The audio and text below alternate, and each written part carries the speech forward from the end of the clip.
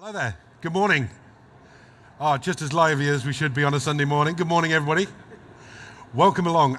My name's Eric, and this talk this morning is all about Adobe Sensei, your photography assistant. It's quite possible that you're here because you went, hang on, what's this I've never heard of? So let me fill you in. First of all, let me tell you a little bit about myself. My name is Eric Renno, and I am a teacher and a trainer. And I train in London mainly for a company called Arch Apprentices, also known as Creative Pioneers. I'm not a professional photographer, but I am a Adobe Photoshop influencer. Yeah. Impressing you already, aren't I? No, I don't know what it is either. But anyway, I'm one of them. I'm definitely one of them. Okay, and I live in Peterborough, and I run a website called tipsquirrel.com, which is completely free, and it's full of Photoshop and Lightroom tutorials, which you're quite welcome to go on and have a look, give me some feedback. Okay, so today we're doing all about Adobe Sensei. Now, it's quite possible that you are already familiar with Adobe Sensei. It's already something that has been brought to you. For example, if you've used any Content Aware, Adobe Sensei, which is an AI part of Adobe, is already working on your behalf. The artificial intelligence of Adobe Sensei looks at different images, and it knows what's in those images, and then it knows how to react when it sees a similar image. It's also used in the brilliant face recognition for the Liquify tool. Everybody played with this? Everybody had a go with that? Anybody use it professionally? I'm really quite interested. Okay, a couple of you. Excellent. If you've not come across this, I strongly recommend it. It recognizes more than one face, you know, a whole family of faces, and you can widen the eyes and stuff like that, and generally do a little bit of retouching. But again, it's all controlled from Adobe Sensei and the AI in that. Now, the AI, the Adobe Sensei, is also in Adobe Stock. Now, if you'd like to know more about Adobe Stock, then there's a talk at 4:15 this afternoon, and every afternoon of the show, and I think that one's being streamed on Tuesday for those people at home. But Adobe Sensei is working in Adobe Stock to help people find your images. So if you're a stock contributor, and I really hope you are, it's helping find your images a lot easier. So you can see here that I've searched for the word dog, or for things with the word dog, pictures of the word dog, but I've also chosen the depth of field.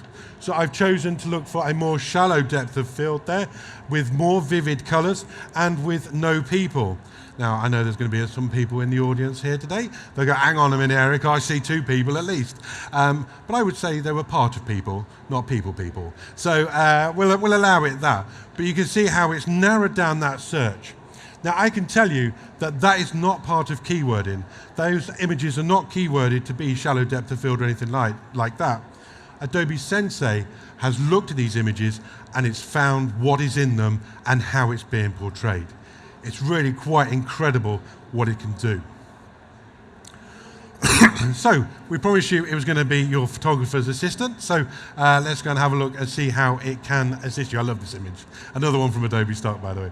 All right, so let's go and have a look and see what it can do. So the first place I'm going to go is I'm going to go over to Lightroom Cc, which you may have come across already in your CC package. Now, this is really part of Lightroom collection that now allows you to work on the go. It's more for people that prefer to work very quickly and maybe in the studio or on the train, something like that. But it's going to be pretty solid for people that want to just use this as well. So, you know, you can pick or choose between this and Lightroom Classic. For me, this works really, really well. And for one very good reason is that I take some photographs on my mobile phone. I use a Huawei P10 because I quite like it. And I take pictures around London because that's where I spend a lot of my time working. But I don't keyword. I just don't do it. As far as teaching and training goes, when it comes to keywording, do as I say, not as I do, because I just don't do it. Anybody else like that? Just go, it's fine. I'll do it by date. I'll remember when I was there. It was fine. So I don't do it. But we can have a look for our images through search, because remember, Adobe Sensei is analyzing the images. So we can see we've got a photograph there of St. Paul's Cathedral at the end of the street there. So I'm gonna hide that just so you don't think there's any cheating going on. And I'm gonna come up to the search and I'm gonna type in the word cathedral. Adobe Sensei goes along, it looks at the images and it's pulled out two for me. One of them is of St. Paul's Cathedral, tucked away at the end of this road, but it's also picked out this building, which is part, I believe, of St. Pancras railway station. Now you can see why Adobe Sensei has chosen this as being a cathedral. You can understand its working out. You can understand how it's come to that conclusion. It's not quite correct, but you can see why it thinks it. And actually, if I was looking for pictures of cathedral-like buildings, that might be one of the ones I was looking for. So actually, it's really, really helped me out. So if I now move on to go into the collections, I'm going to go down to a collection here. I can search within a collection as well. You can see that I've got some random images. These are random images. They're all from Adobe stock. And I've literally just gone through and pulled out some random ones. Now I know that somewhere amongst these random images is an image of the Eiffel Tower. So if I type in here, tower, once again it goes through, starts searching, and sure enough we should have two images, one of the Eiffel Tower and one of Tower Bridge. Now if I was to type Eiffel Tower, I wouldn't get any results. But because I've used the keyword or the search term tower, it knows exactly what I'm looking for. So now I've got two towers, and I can do that within any collection as well. So if I've got a collection of fruit, but I want a banana, if I've got a collection of cars and I just want a Ferrari, then I can do the search like that as well. Now these ones, I can tell you, have been tagged, but that's not what Adobe Sensei is using for this. It's using its recognition software. Excuse me. So now let's go back to all images. And somewhere within all these collections, there are some photographs of a typewriter. So I want some photographs of a typewriter. I already know for the young people in there, that's like a computer you put paper in. So I want these photographs of a typewriter. And I'm going to write typewriter. And let it go and do its search. Now it's found two typewriters there very well. They recognize it as typewriters. But as you can see, it's also found parts of a typewriter. Now I can tell you, I can guarantee that these two images, in fact these three images, are not tagged with anything to do with typewriters, because they are again images that I took of a typewriter that was hanging out outside a classroom just to annoy all the students. I think, look what it used to be like. Oh, you don't know how lucky you are. But this was hanging outside a classroom. So Adobe Sensei has recognized these as being parts of a typewriter, and it knows what it's looking for and what it should look like. Now, it's very rare that I expect an audience to go, oh, during one of my talks these days, but that's pretty impressive, don't you think? For a Sunday morning, that was pretty good, thanks. But that is absolutely incredible that it can do that. Now, we did a little run outside yesterday morning. Somebody was asking about this technology, and we ran a bit about the Eiffel Tower as well on a different computer. And it came up with parts of the Eiffel Tower as well, where one of my colleagues had done the whole touristy bit and got bits and bobs of the Eiffel Tower. So just like this with a typewriter, it did it with the Eiffel Tower as well. So this is not something that I've staged or anything like that. I genuinely know that this works and works incredibly well. Now with this image at the top, Adobe Sensei is also looking around this. So it knows, if I was to do a search, that the pen and the pencil are here, that there is wood in this photograph, and there's also a telephone. It is looking throughout this image and finding everything within it and knows what's happening. But not only that, it knows where it's placed as well. So we could even do a search along those lines in the coming future. So already this is being mapped out, and Adobe Sensei is very much on top of its game. So not only is this available in Lightroom Cc, but if I was now to go over to the internet, we can see that we've got yet another Lightroom. So we've got the Lightroom Classic and we've got Lightroom CC, but what you might be interested to know is that there's also a Lightroom CC on the internet. So you can see that I've got exactly the same images because these are the ones that were brought over from my Lightroom collection. I'm just going to refresh this page. I think where I plugged it in and out, we've got a bit squiffy. Here we go. So again, we need an internet connection for this, but there we go. That's better. That looks a bit nicer. Okay. Sorry, excuse me. All right. So we've got these images again, and I can do exactly the same here. I love this image. This is my friend Andy, who wanted a lift to work. No such thing as a free lift, is there? No such thing as a free lift. So of course I had to take a selfie. But anyway, we've got all the same images because they're coming from my collection there. So I can do the search here, but also what I can do is I can start working on my images from whatever browser I want. Now I know we're taking a little bit of a departure from Adobe Sensei here, but bear with me. Because now, when we're talking to you outside and we're saying, yeah, you can run it concurrently on 2 machines, you can install it on 5 machines, but as long as you're only running it on 2, that's fine. This kind of blows that out of the water, because if you have now a license to Lightroom on the CC photography package, you can now use Lightroom wherever you are, on whatever computer. So you go and see a friend or a colleague, or you're at a photography a camera club or something like that, just bring it up in a browser now. So this is found at lightroom.adobe.com, by the way. We can do the search there and all things like that. All right, what I'm going to do is I'm going to actually go and have a look for that typewriter image again. Right up. Off it goes, does its thing. And I'm going to pick up this image and I'm going to edit this as well.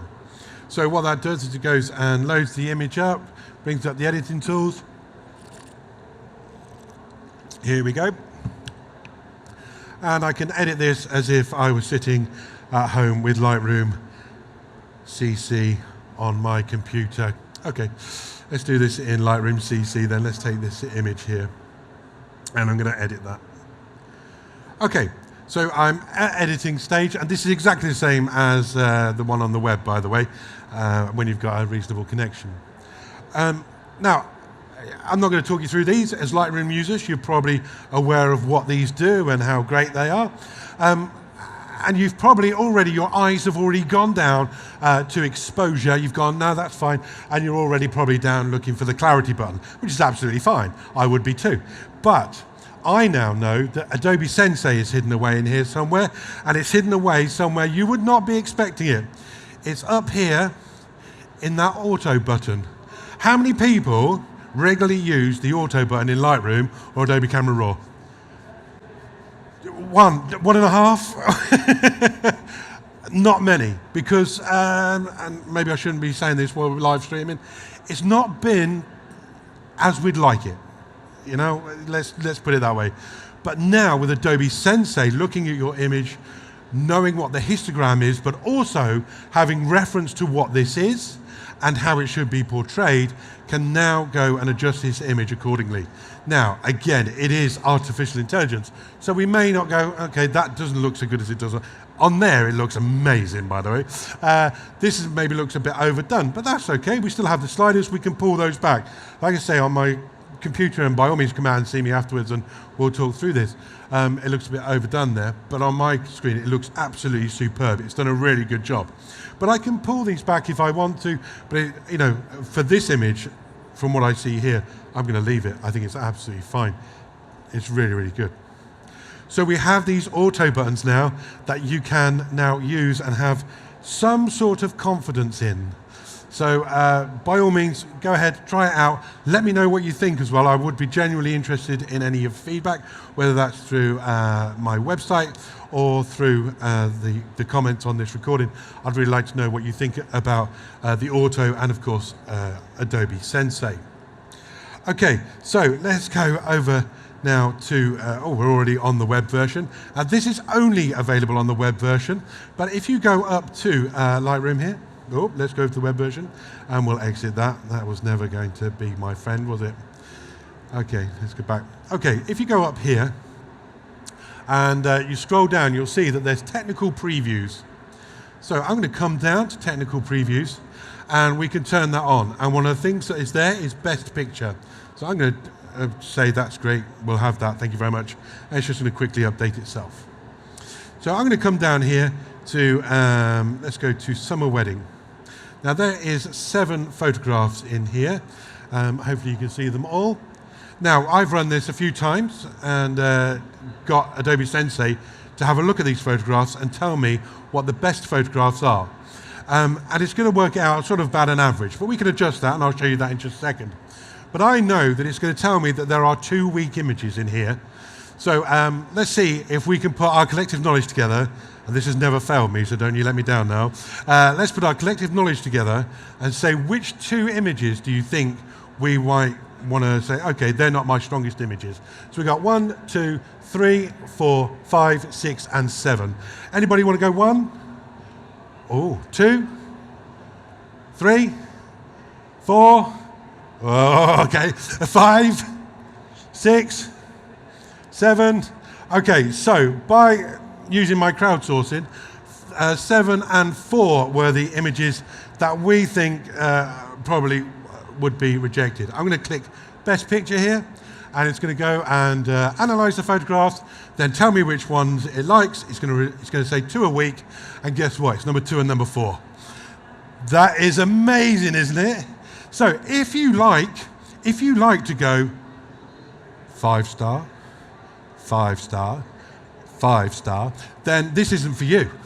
But if you want to go, what are my best photographs? Thank you very much. This is definitely for you. So this is Adobe Sensei at its very, very best. Analyzing images and knowing we crowdsourced that, and 4 and 7 were the ones we chose. And sure enough, 4 and 7. And I don't think they are massively weak, 4 and 7, but they were certainly the weakest of the 7. These images are from Adobe stock, by the way, so they've all been accepted as good images. But let's say, all right, Sensei. I think Sensei sits in the corner looking all smug at this point. I go, all right, Sensei, but you've been too harsh on me. You've been a little too harsh. I can pull this back. Whoops. So I can pull this back now and say, all right, just show me more images. And sure enough, it's going to pull them back. So now I've only got 1 that it says is the weak image, which was 7, which you almost unanimously voted was the worst one as well. So we can start doing that.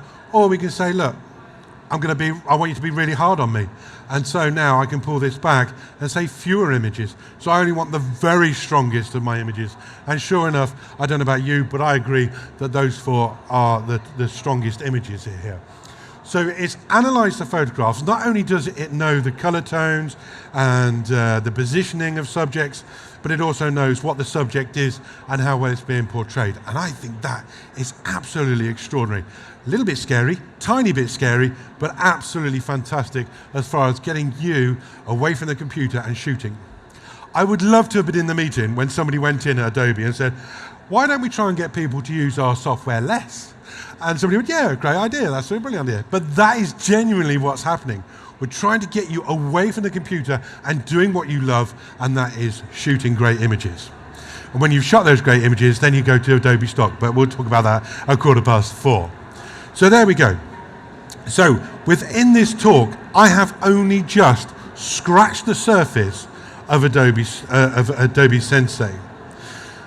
We've looked at, what have we looked at? We've looked at how it can show us our best images, how it can find images within images. So we've looked at how it recognizes parts of a typewriter, parts at the Eiffel Tower. And we've also looked at how it can auto-correct our images. Trust me on that one, come see me afterwards. And it can also have a look at faces, recognition. We now, as you're importing images into Lightroom, they're auto-keywording. That's Adobe Sensei right there for you, helping you to keyword. Helping me to keyword, because I've never done it. Helping me to keyword. Finally, I'm actually going to start organizing my images. That's the same technology as when you upload to Adobe stock, by the way. I'll talk to you about that at 4:15. And we've also, of course, looked at how it's helping us within Lightroom and Photoshop.